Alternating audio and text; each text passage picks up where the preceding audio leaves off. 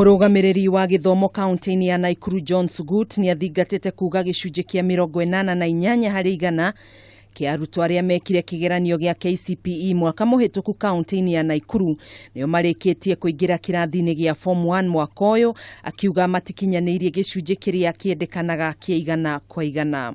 Sugut ni athiete na mbere na kuuga nimambiriirie gwethana na arutwo aria mataingirite thukuru-ini cia secondary na gutigirira nimaingira niguo kwamukira mathomo ta arutwo aria angi. We will ensure every child who did the exam is able to get to secondary school, because we want to appeal to all the parents, we want to appeal to the leaders to let us know if there are any issues in the process.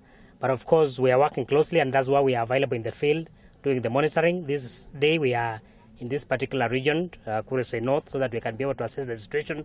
But we are so far impressed, and we want to appeal to all the leaders again that if there are children who are at home, let us be able to liaise so that we ensure that they are in school. Akiaria ihinda-ini riu Mumbunge wa Kuresoi ya rugongo Moses Cheboi ni athingatite kuuga ni mehotorete gutigirira mitaratara ni wagacira, kuria augite ni manyitanire na ministry ya ugitiri gutigirira arutwo acio ni maingira thukuru-ini.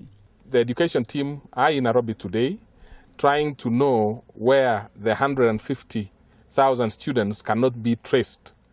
They are not in secondary schools according to government, but we have also discovered that there are some few schools here and there which have also quite a number of students which have not been registered, which are in the process of being registered. Oho ni mathingatite kuuga ni magumirwo ni unyihu wa arutani, kuria maugite ni megubatara kuongererwo arutani mwena ucio. Handu-ini ha Kameme TV, njitagwo Gathoni Wang'ang'a.